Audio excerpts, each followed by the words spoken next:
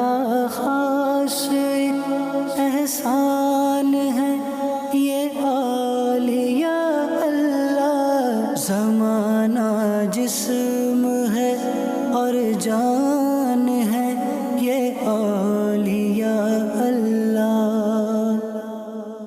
الحمدللہ رب العالمین والصلاة والسلام علی خاتم النبیین، اما بعد فاعوذ باللہ من الشیطان الرجیم، بسم اللہ الرحمن الرحیم۔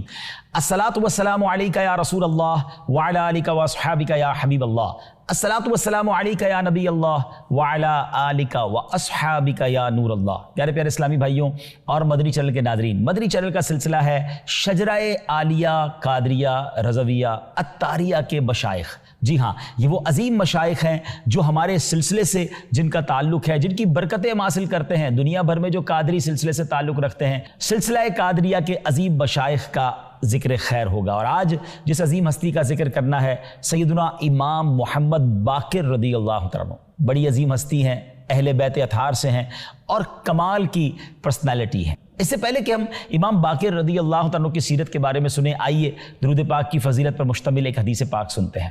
قیامت کے دن کسی مسلمان کی نیکیاں میزان پر یعنی ترازو پر ہلکی ہو جائیں گی تو سرور کائنات صلی اللہ علیہ وسلم ایک پرچہ اپنے پاس سے نکال کر نیکیوں کے پلڑے میں رکھ دیں گے، تو اس سے نیکیوں کا پلڑا وزنی ہو جائے گا۔ وہ عرض کرے گا، میرے ماں باپ آپ پر قربان، آپ کون ہیں؟ حضور علیہ الصلوۃ والسلام فرمائیں گے، میں تیرا نبی محمد صلی اللہ علیہ وسلم ہوں، اور یہ تیرا وہ درود پاک ہے جو تو نے مجھ پر پڑھا تھا۔ سبحان اللہ، وہ پرچہ جس میں لکھا تھا درود اس نے کبھی، وہ پرچہ جس میں لکھا تھا درود اس نے کبھی، یہ اس سے نیکیاں اس کی بڑھانے آئے ہیں۔ درود پاک کی کثرت کیجئے، اللہ مجھے اور آپ کو درود پاک کثرت سے پڑھنے کی توفیق دے اور اس کا فیضان بھی نصیب فرمائے۔ آئیے مل کر درود پاک پڑھ لیجئے، صلو علی الحبیب صلی اللہ تعالی علی محمد صلی اللہ علیہ وسلم۔ ناظرین، امام باقر رضی اللہ عنہ کی شان کیا ہے کہ آپ وہ عظیم ہستی ہیں کہ جس کی آمد کی خبر نبی پاک علیہ الصلوۃ والسلام نے اپنی حیات طیبہ میں ہی دے دی تھی۔ جی ہاں، ایک روایت میں آتا ہے صحابی رسول حضرت جابر بن عبداللہ رضی اللہ عنہ کی خدمت میں اہل بیت اطہار کے روشن چراغ امام باقر رحمۃ اللہ تعالی علیہ بچپن شریف میں حاضر ہوئے۔ حضرت جابر آخری عمر تھی آپ کی، بینائی کمزور ہو گئی تھی۔ آپ نے پوچھا کون ہے؟ تو حضرت نے جواب دیا کہ میں امام باقر ہوں، میں محمد بن علی بن حسین بن علی المرتضیٰ ہوں۔ جی ہاں، ان کا نام بھی محمد تھا اور آپ امام زین العابدین کی اولاد سے تھے۔ یہ سنتے ہی حضرت جابر رضی اللہ عنہ فوراً آگے بڑھ گئے اور آگے بڑھ کر امام باقر رضی اللہ عنہ کے ہاتھوں کو بوسہ دیا اور سبحان اللہ فرمایا کہ نبی پاک علیہ الصلوۃ والسلام نے آپ کو سلام ارشاد فرمایا ہے۔ وہاں جو موجود حاضرین تھے وہ حیران ہو گئے کہ حضور یہ کیسے ہو سکتا ہے، کیونکہ ان کی تو ولادت سے پہلے ہی نبی پاک علیہ الصلوۃ والسلام دنیا سے پردہ فرما چکے تھے۔ تو حضرت جابر رضی اللہ تعالیٰ عنہ نے بیان فرمایا، ایک مرتبہ میں رسول اللہ صلی اللہ علیہ وسلم کی خدمت میں حاضر تھا، آپ کی مبارک گود میں نواسہ رسول جگر گوشہ بطول امام حسین رضی اللہ عنہ کھیل رہے تھے۔ نانائے حسین نے فرمایا، اے جابر، میرے اس بیٹے کے ہاں ایک بیٹا پیدا ہوگا جس کا نام علی ہوگا، اور وہ کون ہوں گے؟ امام زین العابدین۔ اور جب قیامت کا دن ہوگا تو ایک آواز لگانے والا آواز لگائے گا، سید العابدین کھڑے ہوں، تو وہ کھڑا ہوگا، پھر اس کے ہاں ایک بیٹا پیدا ہوگا جس کا نام محمد ہوگا۔ اے جابر، تم ان کو دیکھو گے، جب ان سے ملو تو میرا سلام کہنا۔ اللہ اکبر۔ ناظرین، آپ سمجھ رہے ہیں بات کو؟ میرے آقا علیہ الصلوۃ والسلام کیسی غیب کی خبر دے رہے ہیں کہ امام حسین کے یہاں بیٹا پیدا ہوگا، اس کا نام علی ہوگا، اور وہ قیامت کے دن جب یہ اعلان کیا جائے گا کہ سید العابدین کھڑے ہوں تو وہ کھڑے ہوں گے، اور ان کے ہاں بھی ایک بیٹا پیدا ہوگا جس کا نام محمد ہوگا۔ اور نبی پاک یہ بھی جانتے تھے کہ حضرت جابر اس وقت تک زندہ بھی رہیں گے اور حضرت امام محمد باقر سے ملاقات بھی کریں گے۔ اللہ اکبر۔ ناظرین، ذرا سوچئے، میرے آقا علیہ الصلوۃ والسلام کو اللہ پاک نے کیسی نظر اور کیسا علم عطا فرمایا تھا۔ جبھی تو امام عشق و محبت لکھتے ہیں نا کہ اور کوئی غیب کیا تم سے نہا ہو بھلا، جب نہ خدا ہی چھپا تم پہ کروڑوں درود۔ اور اہل بیت اطہار کی کیا بات ہے ناظرین۔ سیدی اعلیٰ حضرت لکھتے ہیں، تیری نسل پاک میں ہے بچہ بچہ نور کا، تو ہے عین نور تیرا سب گھرانہ نور کا۔ اب آئیے ذرا امام باقر رضی اللہ تعالیٰ کا تعارف سن لیجئے، آپ کی کچھ بایوگرافی کے بارے میں جانیے۔ شہزادی کونین حضرت بی بی فاطمہ رضی اللہ تعالیٰ عنہا کے دل کے چین، حضرت امام حسین کے پوتے اور امام زین العابدین رضی اللہ تعالیٰ کے شہزادے، سلسلہ قادریہ رضویہ عطاریہ کے 5ویں شیخ طریقت حضرت امام باقر رحمۃ اللہ تعالیٰ علیہ ہیں۔ آپ کا مبارک نام محمد، آپ کی کنیت ابو جعفر اور آپ کا لقب باقر، شاکر اور ہادی یعنی ہدایت دینے والا ہے۔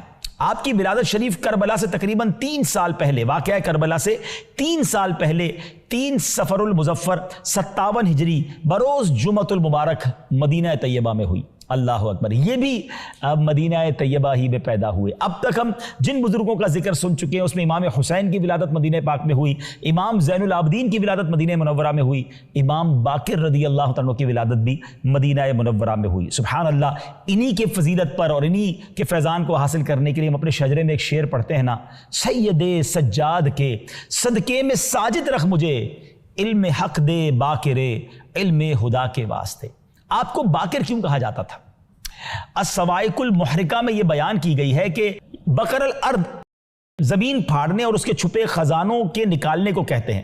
اس طرح آپ رحمت اللہ تعالی علیہ نے اللہ پاک کے احکامات کے اندر جو راز و معرفت کے چھپے خزانے تھے وہ آپ نے ظاہر فرمائے، اس لیے آپ کو باقر کہا جاتا ہے۔ مزید یہ بھی ہے کہ باقر علم کو چیرنے والے کو کہتے ہیں، چونکہ آپ وسیع العلم یعنی بہت زیادہ علم رکھنے والے تھے، اس لیے آپ کو باقر کہا جاتا ہے۔ امام باقر کے 4 صاحبزادے اور 3 صاحبزادیاں تھیں، اور ایک قول کے مطابق 5 صاحبزادے اور 2 صاحبزادیاں تھیں۔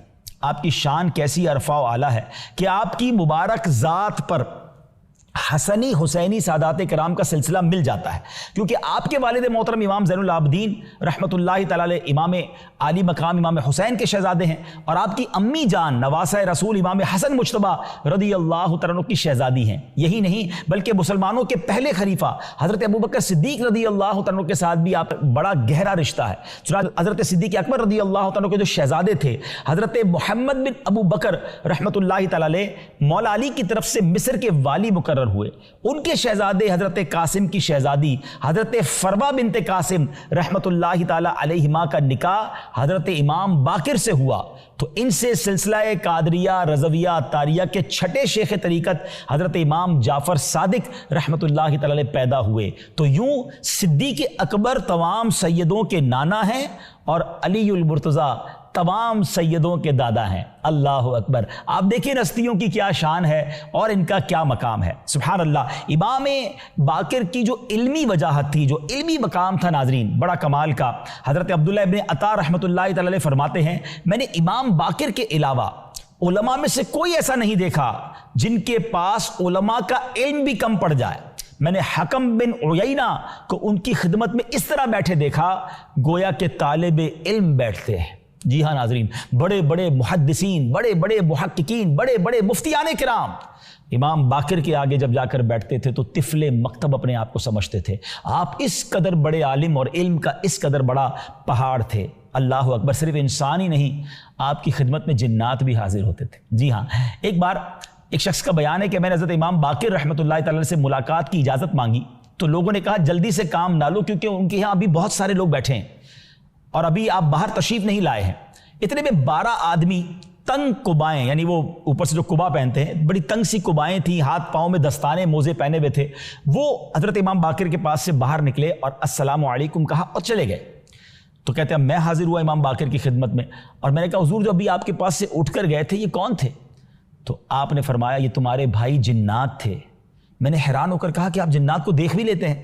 تو آپ نے فرمایا کہ ہاں، جس طرح تم مجھ سے حلال و حرام کے بارے میں مسائل پوچھتے ہو اس طرح یہ بھی آ کر مجھ سے شرعی مسائل پوچھتے ہیں۔ جی ہاں، اس کا مطلب یہ ہوا کہ آپ انسانوں کے استادوں کے ساتھ ساتھ جنات کے بھی استاد تھے، آپ علم دین انہیں بھی پڑھاتے تھے۔ سبحان اللہ، آپ کی عبادات کا عالم کیا تھا، کمال کا خاندان ہے ناظرین۔ ہم مولا علی شیر خدا سے سیرت بیان کر رہے ہیں، اس خاندان کی ہر عظیم شخصیت پر جب ذکر کرتے ہیں تو بڑا مقام، بڑا مرتبہ ہے، خاندان رسول ہے، اس قدر مقدس شخصیات ہیں، مگر مناجات، عبادات، خوف خدا، گریہ وزاری، اللہ اکبر۔ امام باقر اپنے والد محترم کی طرح بڑے عابد و زاہد اور ہر وقت عبادت میں مصروف رہتے تھے۔ آپ کے شہزادے امام جعفر صادق رحمۃ اللہ تعالی فرماتے ہیں کہ میرے والد محترم آدھی رات کے وقت بارگاہ الہی میں عرض کرتے، اے اللہ پاک تو نے مجھے حکم دیا لیکن میں نے بجا آوری نہ کی، مجھے منع فرمایا لیکن میں باز نہ آیا، تیرا یہ بندہ تیری بارگاہ میں حاضر ہے اور اس کے پاس کوئی عذر نہیں ہے۔ یعنی انکساری ایسی ہے کہ اللہ کی بارگاہ میں عرض کر رہے ہیں کہ مولا میں کچھ بھی نہیں کر سکا۔ ایک جگہ عرض کرتے ہیں، اے خدارا رات آ گئی اور دنیاوی بادشاہوں کی حکومت ختم ہو گئی، آسمانوں پر ستارے نکل آئے اور لوگ سو گئے، اے پاک پروردگار تو زندہ ہمیشہ رہنے والا اور دیکھنے والا ہے، تیری ذات پاک ہے اور تو نیند اور اونگ سے پاک ہے، تیری ذات کسی مانگنے والے کو خالی نہیں لوٹاتی۔ اللہ اکبر، کیا انکساری ہے، کیا عاجزی ہے، کیا گریہ وزاری ہے، اللہ سے عرض کرنے کا کیا شاندار طریقہ ہے۔ اللہ مجھے بھی اور آپ کو بھی امام باقر کی عاجزی کا صدقہ عطا فرمائے، ان کی گریہ وزاری اور شب بیداری کا صدقہ نصیب فرمائے۔ آپ کی عادتوں کے بارے میں آتا ہے کہ جب آپ مسکراتے تھے نا ناظرین، تو مسکراتے وقت بھی اللہ سے عرض کرتے، اے اللہ مجھ سے ناراض نہ ہونا۔ آئے ہائے، رب سے تعلق اور اللہ سے کنیکشن کیسا تھا، سبحان اللہ۔ اچھا، صدقہ کرنے کا شوق یہ تو نبی پاک کے سارے خاندان کا ہے، یہ تو سارا گھرانہ سخی ہے نا۔ مگر حضرت امام باقر کا ایک تو بڑا عجیب واقعہ ہے۔ ایک بار آپ واش روم میں تشریف لے گئے اور فوراً واپس آئے، اپنے خادم کو بلایا اور اپنا جبہ دیتے ہوئے فرمایا کہ جبہ فلاں غریب کو دے دو۔ خادم نے کہا حضور آپ فریش ہو کر آ جاتے واپس، پھر جبہ دے دیتے۔ آپ اندر جا کر واپس آ گئے اور پہلے جبہ دینے کا کہا، تو آپ فرماتے کہ میں جب واش روم کے لیے جا رہا تھا تو میرے دل میں خیال آیا کہ جبہ فلاں غریب کو دے دوں۔ پھر خیال آیا کہ میں کیوں نہ پہلے دے دوں، کہیں ایسا نہ ہو کہ جب میں اپنے حاجت سے فارغ ہوں اس وقت میرا دل بدل جائے۔ تو میں چاہتا ہوں جب نیکی کی نیت کی ہے نا تو یہ فوراً کر ڈالوں۔ اللہ اکبر۔ ناظرین، ویسے بات ہے بڑی پتے کی، بڑے لوگوں سے بڑی باتیں سیکھنے کو ملتی ہیں۔ ہمارے ساتھ بھی ایسا ہوتا ہے، ہم سوچتے ہیں یار یہ نیکی کا کام کرنا ہے، چلو کل کر لیں گے، اچھا کچھ دن بعد کر لیں گے، پھر شیطان وہ کرنے نہیں دیتا۔ اگر ارادہ کیا ہے نا نیکی کرنی ہے تو کر گزریے، جلدی کیجئے، ایسا نہ ہو کہ شیطان کب چاہے گا مجھے بتائیے نا کہ ہم نیکی کر جائیں، ہم اللہ کو راضی کر جائیں، وہ ہمیں کسی نہ کسی بہانے سے اس نیکی سے روک دے گا، مگر اللہ والے اس کے وار جانتے تھے۔ اچھا، امام باقر کی امام اعظم سے بھی ملاقات ہوئی۔ جی ہاں، کروڑوں حنفیوں کے پیشوا امام اعظم ابو حنیفہ سے جب ملاقات ہوئی تو کیا ہوا؟ فقہ حنفی کے بہت بڑے عالم دین امام ابو یوسف رحمۃ اللہ تعالی بیان کرتے ہیں کہ میں نے استاذ حنفیوں کے امام اعظم ابو حنیفہ رحمۃ اللہ تعالی سے عرض کی کہ کیا آپ کی امام باقر سے ملاقات ہوئی ہے؟ تو آپ نے فرمایا جی میں نے ان سے ملاقات کی، میں نے ان سے ایک مسئلہ بھی معلوم کیا، تو آپ نے اس کا بڑا شاندار جواب عطا فرمایا جو میں نے ان سے پہلے کبھی نہیں سنا۔ کون کہہ رہا ہے؟ جو کروڑوں حنفیوں کے پیشوا ہیں، جن کی ذہانت کی دنیا قائل ہے، مگر وہ کہتے ہیں جب امام باقر سے میں نے مسئلہ پوچھا نا تو ایسا جواب دیا کہ میں نے ایسا شاندار جواب کسی سے نہیں سنا۔ سبحان اللہ۔ ناظرین، کرامات بھی آپ کی بڑی کمال کی ہیں اور بہت ساری ہیں۔ ایک کرامت سنیے۔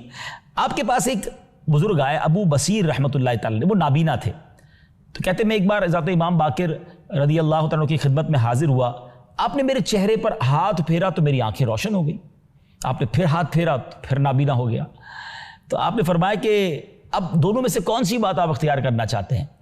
آپ کی آنکھیں روشن ہو جائیں اور قیامت کے دن آپ سے بینائی کی نعمت کا اور دیگر اعمال کا حساب لیا جائے، یا آپ نابینا ہی رہیں اور بغیر حساب کتاب جنت میں داخلہ نصیب ہو جائے؟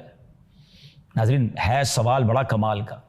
آنکھیں مل رہی تھی، نابینا کے لیے آنکھیں بہت بڑی نعمت ہے، دنیا کے سارے رنگ اس کے سامنے ختم ہو جاتے جب آنکھیں ہی نہ ہوں، مگر وہ بزرگ بھی کمال کے تھے، فرماتے ہیں میں جنت میں بے حساب داخلہ چاہتا ہوں، مجھے نابینا ہی رہنے دیں۔ اللہ اکبر۔ اللہ کی رضا پر جو راضی رہنا ہے نا ناظرین، یہ بھی بڑی کمال کی بات ہے۔ بعض اوقات کوئی تکلیف آتی ہے ہم پر، کوئی مشکل آتی ہے، ہم سے کوئی چیز چھین لی جاتی ہے، ہمیں لگتا ہے کہ مجھے محروم کر دیا گیا، کیا پتہ اس کے بدلے کوئی بہت بڑا انعام آپ کا انتظار کر رہا ہے۔ صبر کیجئے، اللہ کی رضا پہ راضی رہیے۔ احادیث میں یہ مضمون ملتا ہے کہ اگر اللہ پاک کسی کی آنکھیں لے لے، کوئی نابینا ہونا، اور وہ صبر کرے، اللہ قیامت کے دن اس کو اپنا دیدار عطا فرمائے گا۔ تو اگر مجھے نابینا سن رہے ہیں نا، دل چھوٹا نہ کریں، اللہ کی رضا پر راضی رہیں۔ آپ بہت سارے گناہوں سے بچے ہوئے ہیں، ہاں آنکھیں بڑے گناہ کرواتی ہیں، اور اگر اللہ کا دیدار ملنا ہے اور اللہ بے حساب جنت میں داخل کر دے تو یہ سودا مہنگا نہیں ہے۔ اللہ آپ کو قلبی نور عطا فرمائے، آپ کو نبی پاک کی زیارت نصیب فرمائے۔ صبر کیجئے گا۔ اب امام باقر رضی اللہ عنہ کے فرامین، آپ تھے تو علم و حکمت کی انمول خزانہ تھے، بہت سارے موتی بکھیرتے تھے، تو چند جو ہے آپ کے فرامین سنتے ہیں۔ آپ فرماتے ہیں کہ ایک بار آپ کے پاس حضرت عروہ بن عبداللہ فرماتے ہیں کہ میں حضرت امام باقر کے پاس موجود تھا اور میں نے عرض کی کہ ما قولک فی حلیت السیوف، حضور تلوار کو صاف ستھرا آراستہ کرنے کے بارے میں آپ کیا کہتے ہیں؟ تو آپ نے فرمایا لا بأس قد حلی ابو بکر صدیق سیفہ، یعنی اس میں کوئی حرج نہیں کیونکہ حضرت ابو بکر صدیق نے بھی اپنی تلوار کو آراستہ کیا تھا۔ تو کہتے ہیں میں نے کہا آپ انہیں صدیق کہتے ہیں؟ حضرت ابو بکر کے بارے میں چونکہ انہوں نے صدیق کہا تھا، تو آپ نے کہا اور آپ جلال میں آ گئے، آپ نے کہا کہ قبلے کی طرف منہ کر کے ارشاد فرمایا ہاں وہ صدیق ہیں، ہاں وہ صدیق ہیں، ہاں وہ صدیق ہیں، اور جو انہیں صدیق نہ کہے تو اللہ عز و جل اس کے قول کی تصدیق نہیں فرماتا، نہ دنیا میں اور نہ آخرت میں۔ کیا پیار تھا امام باقر کو حضرت سیدنا ابوبکر صدیق سے۔ اور یہاں ایک اور بات پتہ چل رہی ہے کہ اہل بیت اطہار اور صحابہ کا آپس میں انٹریکشن اور پیار کتنا زبردست تھا۔ اور صدیق اکبر رضی اللہ تعالیٰ کی تو کیا شان ہے، سبحان اللہ، بڑا خوبصورت شعر ہے نا، عمر سے بھی وہ افضل ہیں، وہ عثمان سے بھی ہیں اعلیٰ، یقیناً پیشوائے مرتضیٰ صدیق اکبر ہے۔ کیا شان ہے، سبحان اللہ۔ اچھا ایک اور آپ کا قول بڑا کمال کا اور اہل علم کے لیے زیادہ ضروری ہے قول۔ آپ فرماتے ہیں ہر چیز کے لیے کوئی نہ کوئی آفت ہوتی ہے، اور علم کی آفت بھولنا ہے۔ علم حاصل کرنا بڑی بات ہے، مگر بعض اوقات علم چھین لیا جاتا ہے، بندہ بھول جاتا ہے۔ اللہ ہمیں علم نافع عطا فرمائے، ہم علم حاصل کریں تو وہ یاد بھی رہے۔ اور کہتے ہیں نا گناہوں کی کثرت سے انسان میں نسیان پیدا ہوتا ہے، وہ بھولنے لگ جاتا ہے۔ مجھے اور آپ کو گناہوں سے بھی بچنا ہے تاکہ ہمارا حافظہ اور اچھا ہو جائے۔ ایک اور جگہ آپ فرماتے ہیں وہ عالم جس کے علم سے فائدہ حاصل کیا جائے 1000 عابدوں سے افضل ہے۔ اب سوچئے علم دین سیکھنا کتنی بڑی نیکی ہے۔ اور آپ فرماتے ہیں اللہ پاک کی قسم ایک عالم کی موت شیطان لعین کو 70 عابدوں یعنی عبادت گزاروں کی موت سے زیادہ پسند ہے۔